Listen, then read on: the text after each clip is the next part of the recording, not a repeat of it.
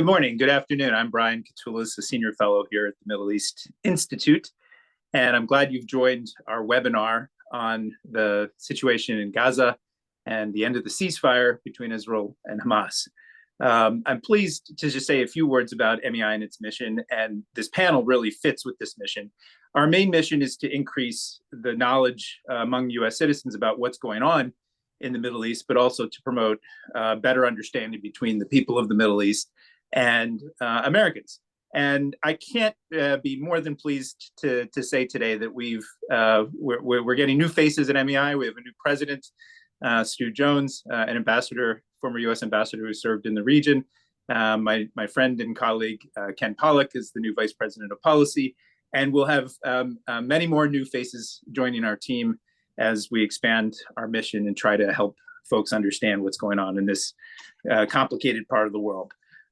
This morning, this afternoon, this evening, depending on where you're at, we have three excellent speakers to really go beyond the headlines that you see in the news each day and deepen all of our understanding, collective understanding of what's gone on in the last couple of months and what to expect in the weeks and months ahead with this war between Israel and Hamas, which has devastated so many lives in Gaza and in Israel as well. We have three speakers today, and I'll introduce them briefly in the order in which they'll speak. They'll make some comments. You'll have opportunity in the Q&A function to join the conversation with some of your questions. But first, we'll have Nadav Eyal, a leading Israeli journalist and political commentator who is currently a senior research scholar in the faculty of international public affairs at Columbia University. Nadav is going to tell us a little bit about what's going on inside of Israel, especially the last couple of days, and how this might affect the situation in Gaza. The second, we'll have Ibrahim Dalalshe, who is the founder and director of Horizon, which is a terrific research center based in Ramallah. If you've not taken a look at and listened to the podcast that I host called Taking the Edge Off the Middle East, you can subscribe to that podcast on all your favorite channels. Ibrahim was on recently with a colleague, Shira Efron, to talk about Israeli-Palestinian affairs. And last but not least, my friend and colleague, Yasmin Farouk, who is now a senior analyst with the International Crisis Group. She's going to talk to us about the situation in the broader Arab world and how this all fits together. But first, let me start this discussion, Nadav, turning to you and getting your perspective about what happened to this ceasefire and hostage release deal that was struck just as President Joe Biden left office and the Trump administration was coming in. This ceasefire was supposed to have continued through three phases through the rest of the spring, but it fell apart about a month or so ago. There were signs that moving from phase one to phase two was not going to occur. And then Israel began its military strikes against Hamas and inside of Gaza. By most accounts, this deal had strong public support in Israel. So can you tell us what happened? What happened towards the end of the first phase of that deal and why we are where we are today?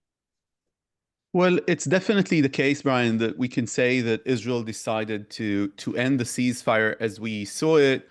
And one of the prime reasons for that was that the negotiations that were held, or at least some sort of, let's say, a starting point of talks in Qatar, in Egypt, and other places between Israel and Hamas through the mediators, they made clear to the Israelis, and I think also to the Americans, according to Steve Witkoff, that Hamas is not willing to release its grip of the Gaza Strip to begin with. And this is the bare minimum for the Israelis to consider the second phase of the ceasefire. So the second phase of the ceasefire should have been included some form of a political change within Gaza. And it was absolutely clear that Israel, and this is a consensus in Israel, even when people are saying that they very much support another hostage deal, another prisoners release of Palestinians, that Hamas cannot remain in control of Gaza. And I should add to that those grotesque and cruel scenes of the release of the hostages, these ceremonies that we've seen, these added their bits and pieces of poison to the possibility of extending this. But this is not the actual reason. The reason is that it's very obvious that Hamas, according to both the Trump administration and to an extent to the Egyptians right now, is not willing to go through a process of letting go of Gaza at the second phase. Now, to this, I should add, of course, Netanyahu's political situation. Netanyahu is holding a far-right coalition, and it is absolutely the case that if he would have gone to the second phase and allowed somehow a control of Hamas in Gaza, or this war not ending with having a different regime in the Gaza Strip, the government would have fallen anyway. So this is a pitch he's been making to the Biden administration and also to the Trump administration. I can agree to whatever, but at the end of the day, this is not the US president. I have a coalition here with people like Bezalel Smotrich and Itamar Ben-Gvir, and they can lead, and of course the member of Knesset of the Likud, and they could lead to my demise. And because of that, I need to agree to what would be agreed not by the general public in Israel, but what would be agreed within my coalition. And this political pressure on Netanyahu is an argument made again and again vis-a-vis the Biden administration and then made again with the Trump administration. So one of the things that the Trump administration was trying and Israel is supportive of, and it's still very much in the works, and there's an Egyptian proposal right now on the table, is to extend phase one and to release more hostages, Israeli hostages, and more Palestinian prisoners, even with a better key for Palestinian prisoners, in order to incentivize Hamas to agree to that without having any sort of an agreement as to the future, because it's very obvious that this kind of an agreement can't exist. But right now, Hamas is very hesitant because they see these hostages as, as their main cards in this process, and they don't want to release more Israeli hostages. They have less than 25 probably alive, still alive, of Israeli hostages, and they want to use them as much as they can. Previous deals, either with Hamas or other terrorist organizations in the region, included years of negotiations. This is Yeah. the basic dynamic, not a year and a half. And because of that, for Hamas to hold on to the Israeli hostages anyway, even if we would have a second phase, to hold to some of them is very important. Yeah, great. So one more question to you before I go to Ibrahim Nadav. What changed in the thinking of the military leadership and the defense minister as well? Because as we saw in the news yesterday, there were orders issued to residents of southern Gaza to leave and to depart. And what happened about a week and a half, 2 weeks ago, is Israel reinitiated strikes targeting some of the Hamas leaders, but then also having reported hundreds of casualties among civilians. What shifted in the IDF and in the defense ministry's calculus here? Well, I published this. This was a front page story. The Israeli plan is to the Gaza Strip. There are two plans. There's the sort of a very basic plan that it's being implemented right now, and the purpose of which is to lead Hamas to understand that military pressure will only grow and they should go for another deal. So this is it's a very obvious thing, and it's being said on the record.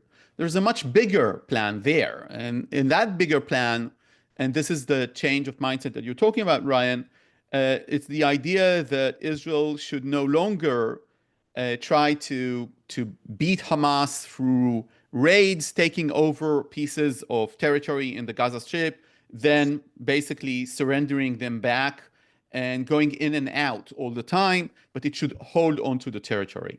And if everything fails, Israel is going to go with this military plan, which would be to basically occupy the entire Gaza Strip with a very small piece of a humanitarian area in the Muassi area, in which the Palestinian population will be asked to evacuate to, because in all other areas there will be military operations.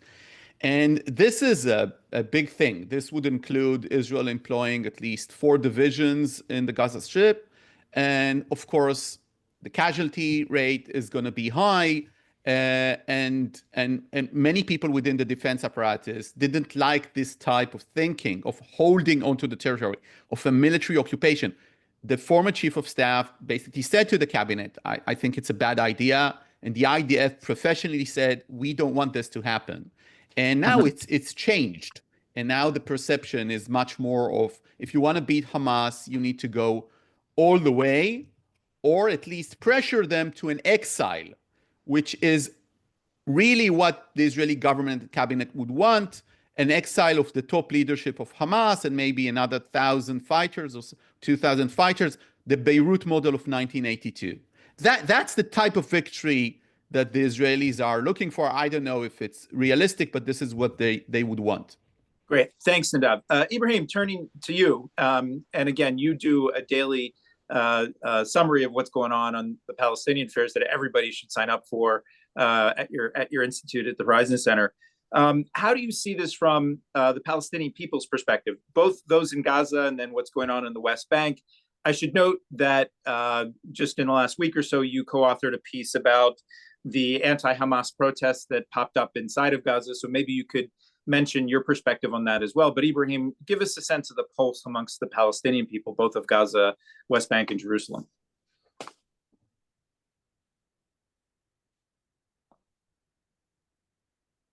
Ibrahim, are you there? Yeah, thank you, Brian. Sorry, I was muted for a second. That's okay. Okay, so thank you for having me. I have to actually start with one blunt, I think, point that needs to be highlighted, where the ceasefire broke down. The ceasefire agreement that was reached on January 17th entered into effect on January 19th. I think, what Nadav mentioned, I think, reflects change in the Israeli, political prime minister government thinking towards that agreement, because none of the provisions and articles in it talk about post-Hamas governance or Hamas's fate in that agreement. It actually states clearly that so long negotiations continue, the ceasefire will be maintained between phase 1 and phase 2. And the expectation was, it's, as you pointed out earlier, is that it's going to be a difficult move from phase 1 to phase 2. But the total breakdown of the agreement, I think, is something reflected more into Israeli politics, especially that you had ministers like Ben-Gvir and ministers like Smotrich publicly stating that if Israel does not return to war, we will actually pull out from the coalition, which will bring it down. So I think there was a recalculation on part of the Israeli prime minister and government, and did not want to continue with the path of negotiation through mediators. Now, does that mean that Hamas needs to exist or continue to exist as the governance of Gaza or not, as the government authority in Gaza or not, is a different question in terms of the specific agreement that was actually reached on January 17th. And follow up to that, I would actually want to say that generally, like when people, whether, like in Gaza or in the West Bank, a majority of people still view what is happening as a major sort of like assault that goes beyond the question of Hamas. In fact, the continuation of the conflict after an agreement was signed has actually, in sort of like in certain ways, strengthened those who are actually thinking that this is going to extend beyond Gaza, beyond Hamas, beyond their control in Gaza, in fact, and bringing back all the talk about, voluntary or involuntary migration from the Gaza Strip, which might be even followed upon in the West Bank. And even today, we had like the Israeli Minister of Defense, who was basically talking about the policies and strategies that will be implemented in the West Bank in terms of enhancing Israeli settlements and all of that. I think basically you have a situation where the longer the conflict continues, the more it actually emerges as an Israeli right-wing government fighting not only Hamas, but actually the entire national identity of the Palestinian people. That is something that I think, whether it's intended or not, that is actually being picked up more and more, especially in the West Bank, watching over Gaza. And I think the major problem that, in my opinion, requires a shift, not only in terms of Israeli government sort of like policy or decision making, or Hamas and its own thinking and how they want to go about the current situation. I think it also requires different kind of attention from the U.S. administration, which pulled, in my opinion, and it was like there is almost a consensus here that the only reason why we had the agreement, the ceasefire agreement in the first place, was because of U.S. pressure, mainly on the Israeli government, but also on the mediators and Hamas.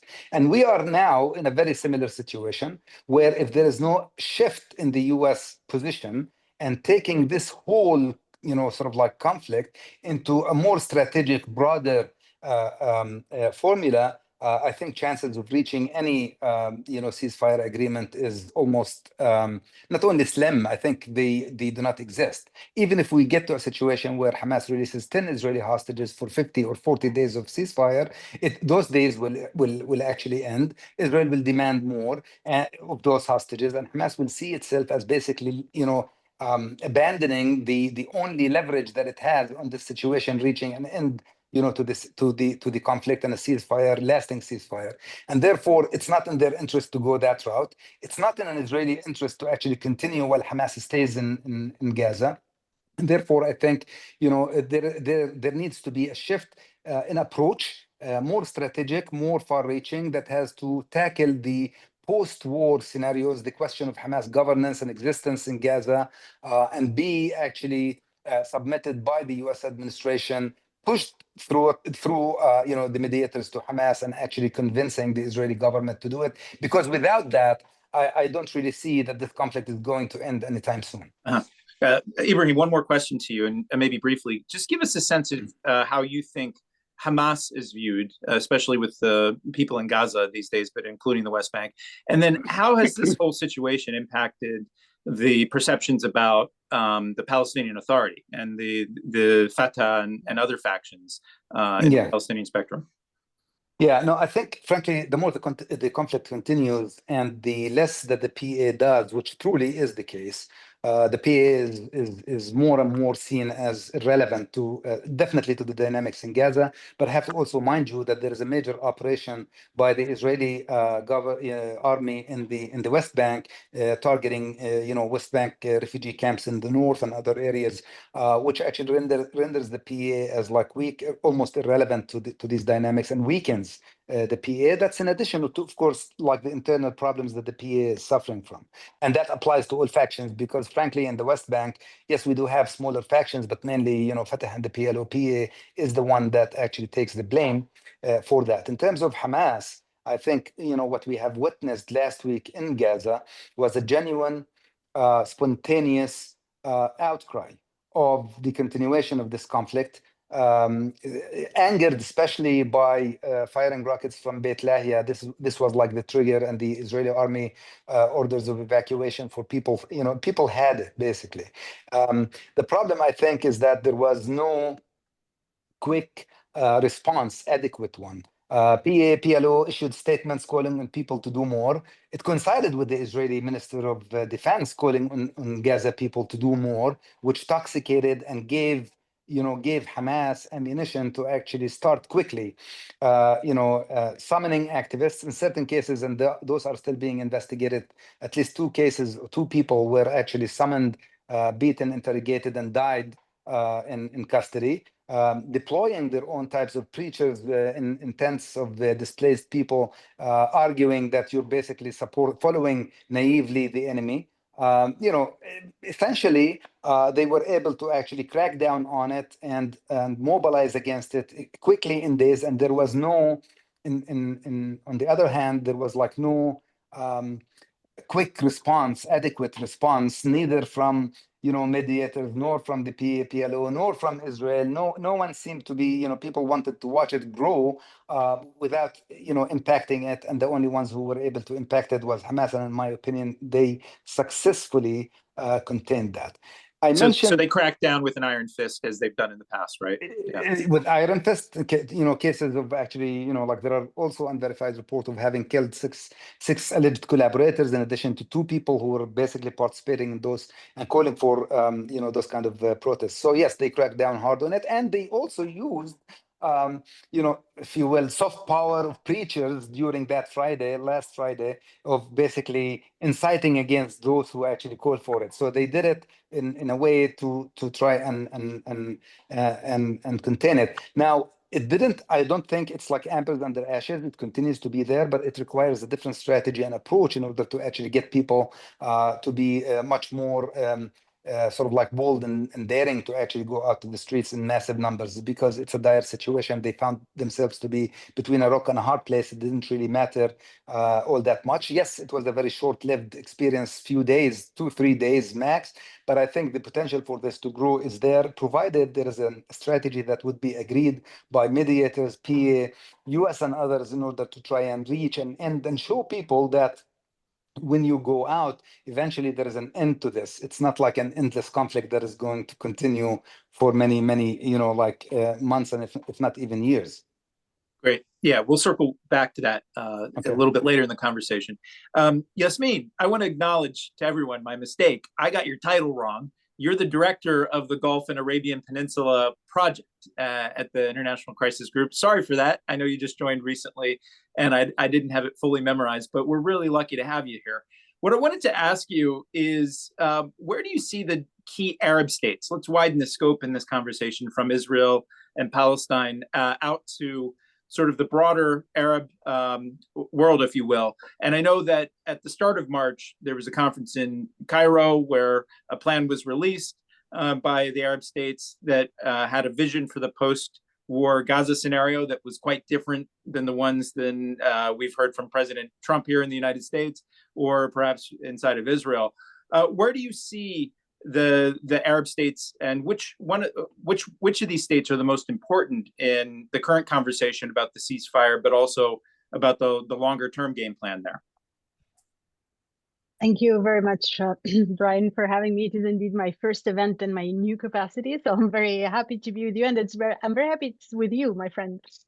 So first of all, I mean, for all countries involved in this, the key players that we know since the beginning of the conflict, it's really, as Ibrahim said, the US that makes the difference. And so if we're talking about, March 18th, when Israel resumed the war against Gaza, and the statements that the US greenlit this, that the US knew about this, was indeed, had its impact on the Arab countries, on the prospects of the Arab plan, and on the key players, as you call them. And so the mediators, or a country like Saudi Arabia that is diplomatically a very heavyweight, whether currently in the negotiations or especially in the day after, in the future of the region, in the future of the relationship with Israel, they all acknowledge that they do not have a magical solution without a US active role and pressure, especially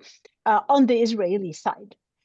We have noticed since the war resumed in Gaza in general that the narrative of all players, to be honest, has become more critical of Hamas, indeed. Even though there is a recognition that Israel resumed the war, there is a recognition that nobody thought that moving to phase 2 was going to be easy. They all acknowledged this. They all knew this. But we have seen them, all of the Arab countries, and that was reflected also, in the interviews that different Arab foreign ministers, for example, gave after the March 4th summit in Cairo that adopted the Arab plan, that they do expect Hamas to do more to get a ceasefire, in as much as they expect the United States to put more pressure on Israel to get to a ceasefire that would be permanent and not just a short ceasefire. The other point I would highlight is that the mediators themselves, since this war resumed, are under even more pressure. First of all, you have attacks against Qatar, whether in Israel, but also from inside the United States since the beginning, but they have also intensified. And yet Qatar is still doing its role as mediator, but doing it under a heavy campaign against it. This critical campaign, even contained against a country like Oman, for example, for the link established between the Houthis and, the attacks against Israel since the beginning of this war. Egypt finds itself under attack, not only, by those criticizing its role, but also by very real national security concerns that are taken very seriously by Gulf countries, for example. Countries like Saudi Arabia, countries like Qatar, they do take it seriously when Israel threatens the national security through the forced displacement of Palestinians into, for example, Sinai, and through the creation of a department that is stated that it would put this plan into action. This is something that is very much concerning. We have seen today, I think, statements also about discussions on the Egyptian military presence in Sinai from Israel, some criticism and some talk about dismantling the infrastructure of this presence, which is also concerning not only to Egypt, but to the Gulf countries. And so I think there is, if the concerns are, amplified and multiplied since this war has resumed, I would add to this that honestly, the same channels are being used before March 18th or before this war resumed as after it. So you have Saudi Arabia following the same policy of, the Islamic and Arab Committee.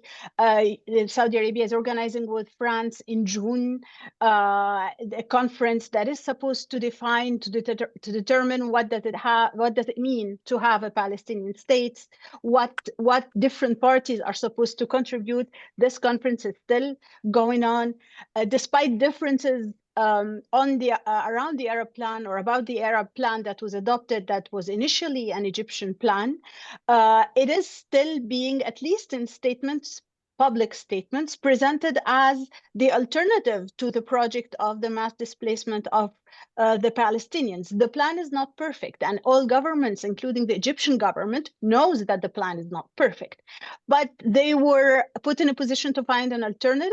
Publicly, they all support this alternative and want to work with it. So the Egyptians still intend on hosting a conference to discuss this plan and the contribution to this plan.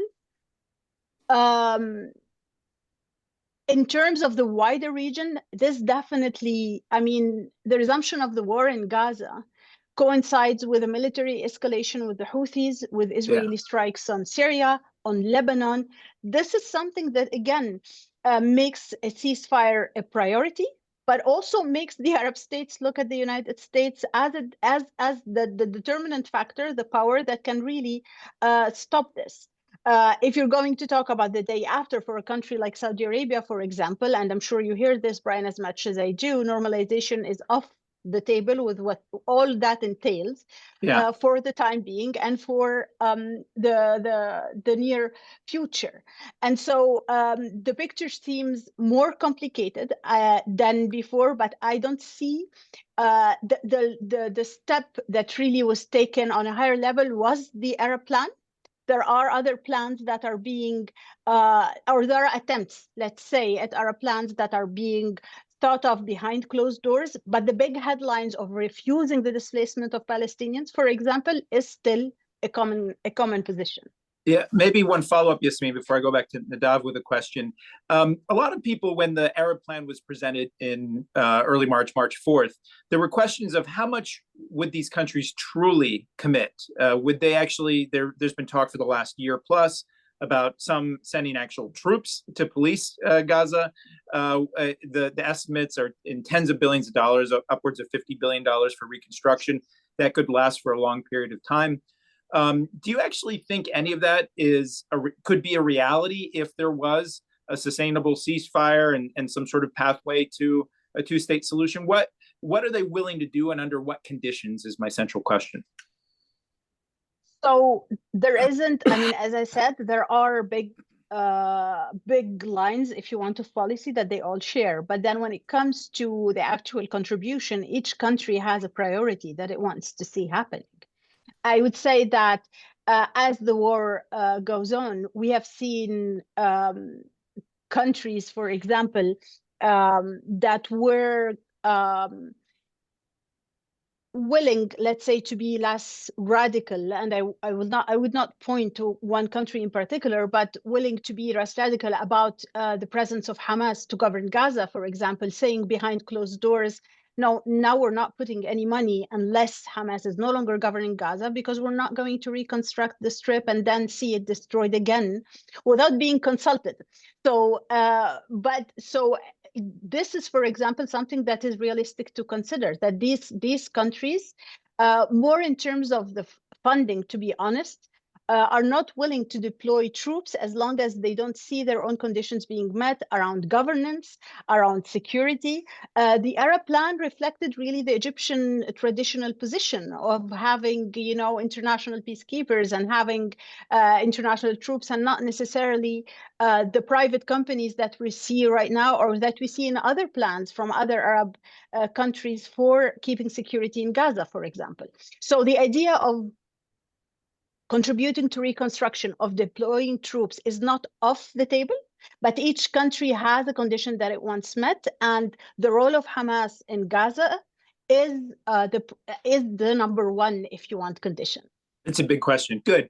So all of you who are watching, you're starting to do what I suggest that you do, and please join in the conversation by adding some questions, comments, and I'm going to weave them into our conversation here. Just to answer one of our friend and MEI board member George Salem's question, yes, this will be on our website. Sorry you missed the first couple of minutes. This is a public event, and it'll be available on YouTube and the MEI website and things like this. Nadav, I want to ask you this question, and our friend Ambassador Patrick Theros actually articulated it pretty crisply. Does Prime Minister Netanyahu have a clear endgame in mind when it comes to Gaza, to what he wants to see with the Palestinian situation? Or is he just, and this is my addendum to it, or is he just tacking according to the shifts that he sees in the region, but then also some of the domestic political variables that he's looking at? Does he have a clear endgame in mind, or is it still unclear? I don't think he has a clear endgame in mind. I think Netanyahu, look at different crises before. Look at the Abraham Accords and the annexation, for instance. That's a good example. He makes decisions, at the very last moment, if he can. He always measures the strategic element and his political survival. And of course, as a politician, he's, probably the West's most successful politician in terms of survival, in terms of just winning elections. And he has this burden of October 7 and his responsibility for October 7 to measure. Basically, the Likud and Netanyahu has been losing almost every poll since March 2023, 7 months before October 7, and this had a lot to do with the judicial overhaul. To the question itself as to Gaza, there are two main sentiments, and we should talk about sentiments in the Israeli political sphere and the Israeli public. The first one is get them back home, get the hostages back home.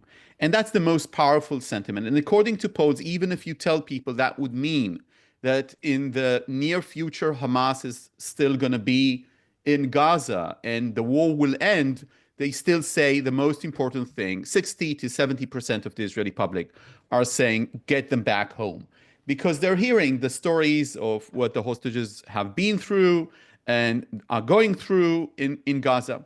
But the other sentiment, and I would really recommend people who do policy or talk about policy to don't downplay it because there are less testimonials as to that sentiment, is we can never allow Gaza to be ruled again by Hamas. The story of Hamas as a regime, as an army in Gaza, has to end. Now, nobody who's serious in Israel doesn't think that thinks that Hamas is not going to be a powerful societal force within the Palestinian society.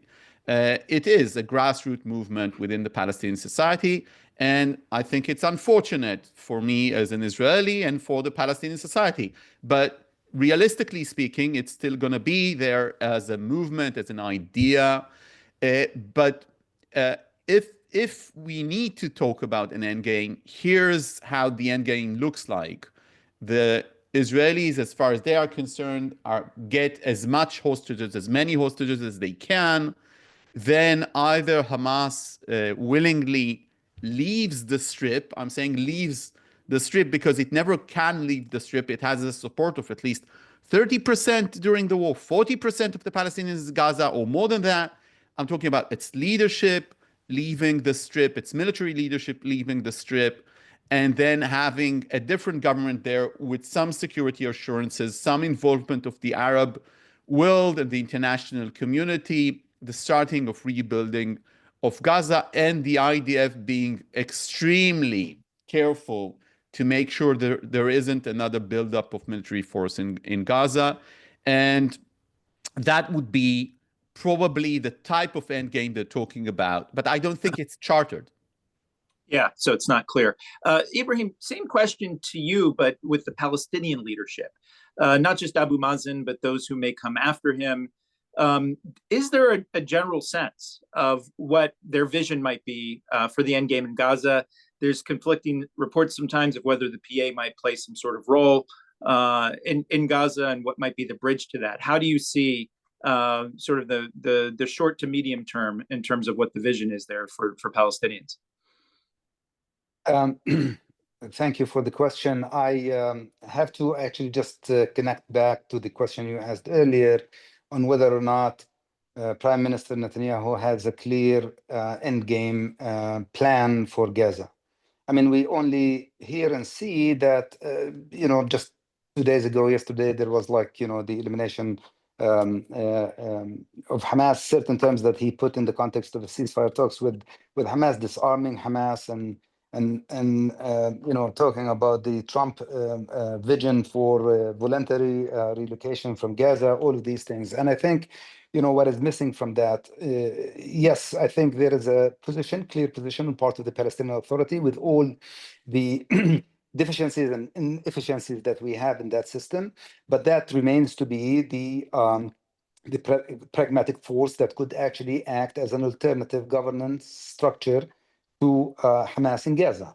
And the fact that not only the Israeli Prime Minister and government do not really have a plan, in fact, they do have a position against the PA returning to Gaza. Yes, yeah. And so if you have a situation where you have an Israeli government that has a veto power in practice and in saying on what happens in Gaza, then, the PA's position is stated, but is largely irrelevant.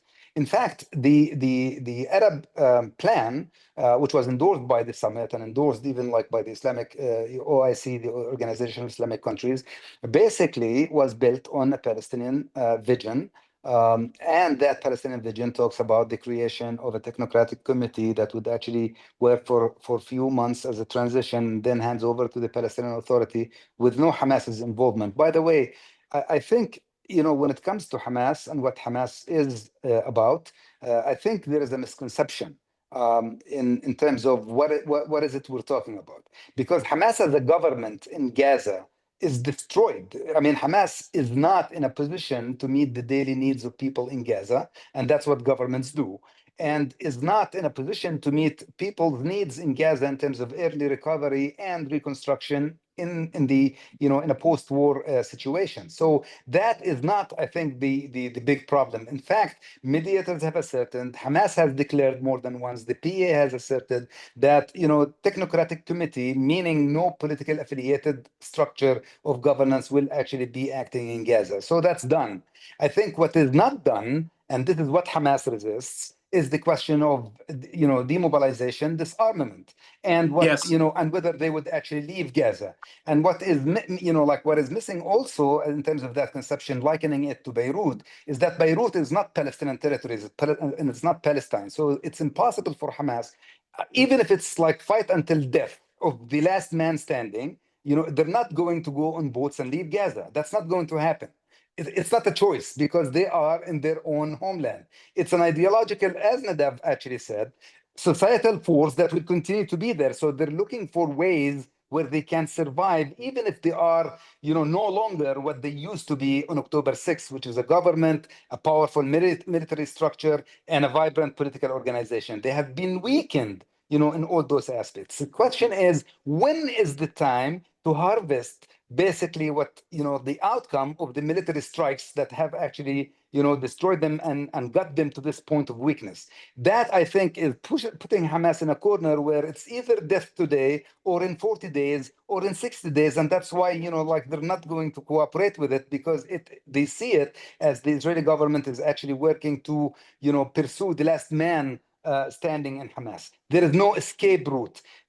I think, again, what I mentioned earlier is that, if we fail, I mean, collectively, with the US administration on top, of course, to actually have a strategic approach to this situation that brings in the post-war scenario and clearly lays out the guidelines with leadership, I think, of other countries, other influential countries. I mean, with all due respect to the current countries who are actually mediating, but we actually need more weight. So if Saudi Arabia and others come in, the question of post-war normalization, Palestinian statehood, end of Hamas governance in Gaza, disarmament, all these issues are put in a package. Nadav spoke about, and I actually do follow Israeli media quite, I think not regularly. I overwatch it. The level of, I think, frustration in the Israeli society in terms of like continuing the war without hostages being released is way too high. So you're not only addressing Palestinian needs of ending the war because Hamas wants to have an escape route. You're basically fixing a situation where you disarm Hamas, you start a new page that meets Palestinian hopes and aspirations, but at the same time provides Israel with security. It is the security guarantees that it needs in terms of Gaza and the West Bank and the whole package in a regional context. If we fail to actually get ourselves to that sort of like status, continuing to talk about days of ceasefire here and there is just delaying the inevitable exactly, and the inevitable continuation of the conflict. The way we see it, I see it frankly, is that the ceasefire like agreement did not end because Hamas did not negotiate. It ended because the Israeli coalition would have fallen over it. It's I mean, I'm not saying this. It's like being and Smotrich, ministers of Israel, who are basically saying this publicly. So again, I think with the leadership of President Trump, we need to have a bigger, more strategic approach that answers all of the Israeli security needs, gives Palestinians hope, disarms Hamas, and takes it out of governance. And it's already there. The Arab peace plan is not perfect. It requires certain sort of like amendments to it, including the security mechanisms and demobilization, which could actually be added to it to strengthen it. But it's there. The idea of one gun, one law, one authority is in it, and therefore you can start with it if we were serious to get an end to this. Yes. We have a couple of interesting questions in the chat I'll get to that relate to Egypt, and I'll get to that in a second. Yasmin, I wanted to turn to you to ask a question that I'd like all three of you to answer. We're about a little over 2 months with President Trump in office, and there's been reports that President Trump may actually make a trip in May to Saudi Arabia. Big questions of whether there'll be glowing orbs and sword dances and things like this. But more to the point of, how do you think, Yasmin, 2 months in, this second Trump administration is perceived in its approach to the Middle East in the broader Arab world? You can highlight certain particular countries, but what's your sense of the pulse of how Trump is doing things, especially compared to how he did it in 1.0 or how Biden handled it? And then the same question to Nadav and Ibrahim after Yasmin finishes. I think the decisiveness of President Trump is sometimes appreciated in the sense that he states clear positions, even if they are very hard to implement, and even if sometimes he makes U-turns on them. But it is appreciated. However, from the experience of the first Trump administrations, the Arab countries have learned that, as I just said, he sometimes makes U-turns on those decisions. So there is always the urge to capitalize on the moment, to seize the moment of a certain statement or position that is indeed in the interest of those countries, that goes with their policies, in order to make this the policy or the position. But for now, for example, the Trump administration came, or President Trump himself came with the agenda of ending wars and peace. This is not really what we've been seeing in the region right now. You've been seeing attacks on the Houthis. As I said, we've seen Israel now attack Syria more frequently. We've seen the collapse of the ceasefire in Lebanon. We've seen the resumption of the war in Gaza. This is not really compatible with the agenda of President Trump. However, there is, again, this perception that since he is a man who declared that he wants peace deals, this is something that can be used and this is something that can be leveraged. That's for one.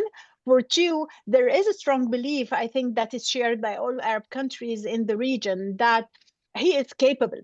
If he wants something, he is capable of achieving it, in a sense that there was very much appreciation here when the first ceasefire was concluded. And there was no doubt that despite some members of his administrations being clearly very pro-Israel, pro-displacement agenda, pro-annexation agenda, it was President Trump that made the ceasefire possible. But then a short while after, you have this statement about, the Riviera in Gaza.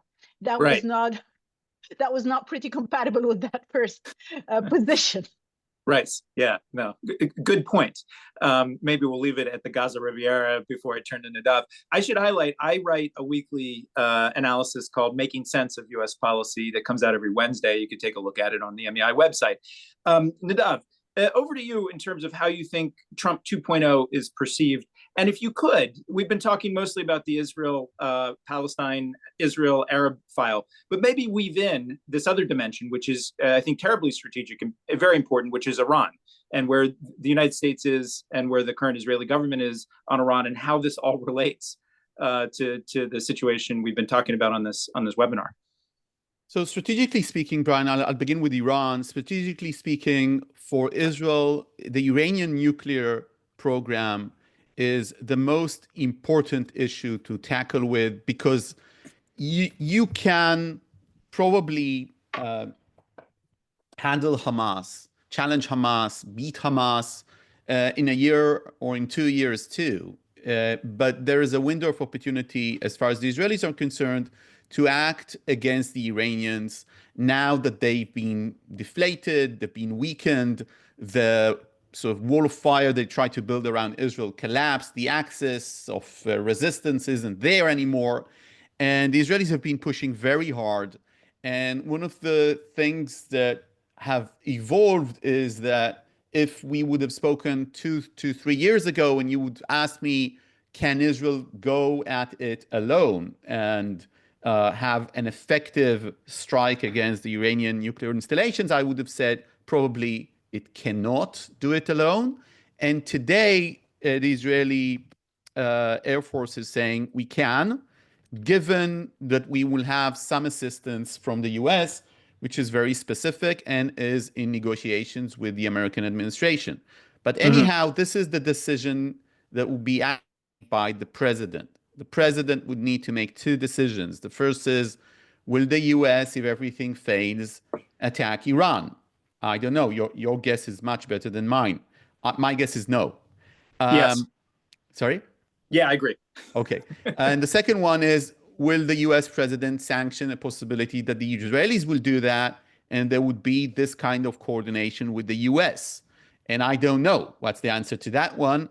And my guess, again, that it's very much, this is a Trump decision. This brings me to Trump. Look, without President Trump, we wouldn't have had this hostage deal.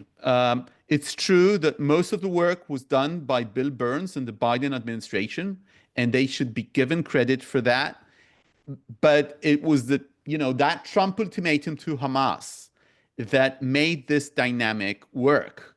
And it is Trump who brought us, by virtue of somehow playing Jared Kushner and the UAE playing with the Abraham Accords last time.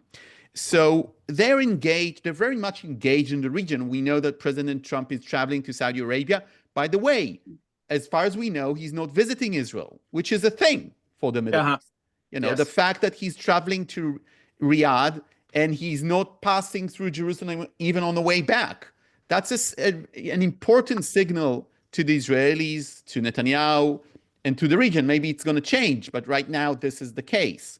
So Trump is playing a very aggressive game, and I think a very much needed game right now in the Middle East. And the fact that he brought up the idea of what he describes as voluntary immigration or migration from the Gaza Strip, he was very specific to underscore that this is not expulsion, that he does not support expulsion. You saw that in the White House, in the Oval Office just 2 weeks ago, saying nobody's going to be expelled from their homes.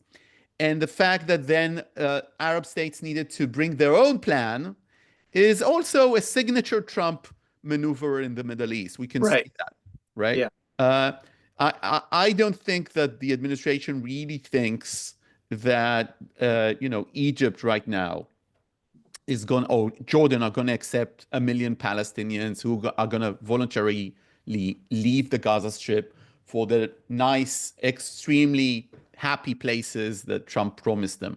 I think what they do think, and I'm listening to Mike Waltz, is that this actually kicks the can to the Arab world to say, what do you have in mind as to Gaza and as to the future of Gaza? Yeah, great. So briefly to Ibrahim, and we have about 10 minutes left in this webinar discussion. How do the Palestinian people see Trump this time around? And how do they compare it to Biden and the previous Trump administration? No, I think the Palestinians here in general, like both officials, intellectuals, and average people, have a consensus that what brought the agreement on January 17th is Trump pressure, not necessarily on Hamas, but actually on Netanyahu, because Netanyahu is the one who has not really accepted it under the Biden administration, which was too weak, too gentle, too soft on applying pressure on the Israeli government, whereas Trump has actually done that. So that I think is a consensus, and I think this actually brings in other ideas in terms of moving further. In my opinion, I think mediators and other Arab countries need to actually go back to President Trump, present a plan, again, more strategic approach on the question of day after. How does it secure Israel? How does it actually give some hope to the Palestinian people? The question of voluntary immigration of Gazans while they have no homes and no food and no water is by itself self-defeating. I don't really think that this is, voluntary migration. I don't think that people will actually go out. And there is still a problem in countries who would want to receive them. So I don't really think it's a practical idea. And even if like 500,000 Palestinians from Gaza would opt to actually leaving, if they're giving, good countries that they can resort to, you still, you remain with the bulk of population who are actually staying there. And therefore, we need a political sort of like framework. We need a governance framework. We need a security framework that comes at a regional level, not only in terms of Gaza versus Israel or West Bank versus Israel. And I think, countries like Saudi Arabia and others could actually lead that and put it again on the table of President Trump, who had stated that he wants to be the man of peace, that he is actually working and had worked and wants to extend Abraham Accords to normalization between Saudi Arabia. There are opportunities, there are ways to do it. I, as a Palestinian, can tell you that I don't really think that ministers like, the current Israeli coalition would actually accept it. I know that. I know that, an Israeli minister who actually says that, he denies the very existence of Palestinian people, let alone, political rights and aspirations, is not going to be a partner to this. The question is actually the mainstream, whether it's a mainstream supported idea, whether it's a United States supported idea, whether it's an international community supported idea. And time will actually, I think, put the Arab plan that was put for Gaza, amending it and putting it on the table as a much strategic, broader umbrella that provides security and integration and normalization for Israel and gives hope for the Palestinians. It doesn't have to be implemented overnight, but shifting from continuing the conflict every few weeks versus a situation where you actually go on a path that takes you, even if longer, on a different sort of like end. And I think without that, we won't really have much hope. Yeah, no, understand. Yasmin, I know you wanted to jump in on this topic, but also after you add your thought, maybe you could give us some thoughts on Egypt and its position. We've had some really thoughtful questions from Khalid Bur, from the Arab League here in DC, dear friend of ours, the Deputy Chief of Mission, and also Amir El Feki with Newsweek, about what Egypt, what its real positions are, where it's standing. Is it running out of patience with Hamas? But first, your point that you wanted to add, and then maybe a few thoughts on Egypt. And then Nadav, I'm going to turn to you for a very quick question before we close at 11:30. Go ahead, Yasmin. I mean, it is very easy, and it has been very easy to criticize the Arab countries for not having like a collective position on Palestinian, and always accusing Arab countries that they are not, that they would agree to things in public, and then there is so much betting on them and on individual Arab countries going behind behind closed doors to advocate for different positions that sometimes are interpreted by especially the Americans or Israeli analysts as being totally pro-American or pro-Israeli. I think some nuance is warranted. That's for one. Two, to their credit, Arab countries, whether individually or collectively within the Arab League or the OIC, this time, this war did propose some very concrete measures. And if you remember, at the beginning of this war, since October 7th, at the very first phase, many Arab countries, with the exception of very few, refused to talk about this so-called day after, saying the day after is decided by the day we're living today, which is the outcome of the war that is conducted without any consultation, without any input. And so we don't want to engage. But then they engaged. I would also like to highlight like a country like Saudi Arabia, for example, since this talk on normalization started. A few months later, I think 2023, in 2022 or before, I'm sorry, I'm not very good with dates, started the Peace Day effort with the European Union, for example, where there were discussions of very concrete details of which country is going to contribute what does it mean to have a Palestinian state, and so on and so. And since then, we've had, and Brian, like a myriad of track 2s, track 1.5 proposals, yes, and people lobbying here and there. So to their credit, this time, the Arab countries did participate with some very concrete ideas. And as I mentioned, despite the loss of hope that this is going to change anything on the ground, there is still the Saudis trying to work with the Europeans in the absence of an American alternative to the Trump plan right now on a very concrete idea of what is a Palestinian state. Now, the question is not really whether the ideas exist or not.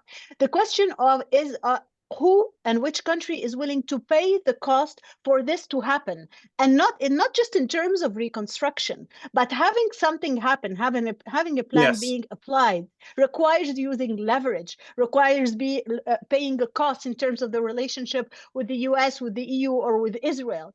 And the question is, are they willing to pay this cost? And in my humble opinion, first of all, no country will do it individually. All Arab countries now want to see everyone in the international community putting in something. It is not just going to be them jeopardizing their national security or jeopardizing the relationship with the United States or with Israel itself. So I just wanted to be clear on this, because you have concrete examples about what is a reformed Palestinian state, right? What could Hamas do and not do, and be part or not be part, and so on and so forth. Now, so there are lots of ideas out there, but maybe not a lot of leadership that unifies these different ideas together. Is that fair to say? Yes.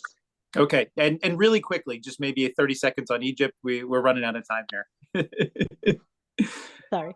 So I think the question was, what's the Egyptian position? Again, Egypt's number one priority, to be very honest with you, again, is that talk or that narrative about the mass displacement of Palestinians. And I totally agree with Ibrahim. Saying that we will give them the opportunity to leave, but we'll cut water, electricity, not give them food or housing. But then, if they want to stay in these conditions, they are welcome. This is not voluntary. This is not giving them the option. Right. So Egypt's number one priority right now is really this. This is why Egypt is invested so much because again, despite some reports here and there that, or even statements by President Trump and his administration saying, no, this is not really, it was not really going to happen. This is not really what he was calling for. It is taken seriously, because on the other side of the border, including today or yesterday, Prime Minister Benjamin Netanyahu said, don't criticize us for not having a day after plan. We do have one, which is the voluntary, migration of Palestinians. How is this reassuring to Egypt? How is this reassuring? And because someone said in the comments that Egypt is alone in its position, I insist. The weight of Egypt in transnational relations in the Arab world and in the national security of different Arab countries is taken into consideration, especially in the Gulf. So the issue is not letting Egypt alone pay the price. The issue is also the repercussions of this on the rest of the Arab world and on the national security of the rest of the Arab countries. Yeah, so I lied. I thought we'd get back to Nadav with one last question, but I also want to commit to staying on time here, and we're close to the end of the hour here. I do want to say that we've had a lively exchange on the Q&A with a lot of great questions, and even this suggestion, Ibrahim, maybe you've not seen this, but our friend David Mack suggested that you become part of the Palestinian leadership. He's so impressed with you, as am I. And I'm glad that we got those sorts of comments. And I'm really impressed, Yasmin, Nadav, and Ibrahim. In the span of 60 minutes, we covered a lot of territory. We didn't cover it all, but I appreciate all of you taking your time out of your busy schedule, sharing your expertise with us. We will continue this discussion because these questions are big ones. They're ones that MEI will continue to wrestle with. And we're pleased that the audience has joined us, and those who join afterwards when it's on the screen and on the internet forever. So thanks again to the three of you for joining us here at MEI. Look forward to seeing you all in person real soon. Thank you very much. Bye-bye. Thanks very much. Thank you.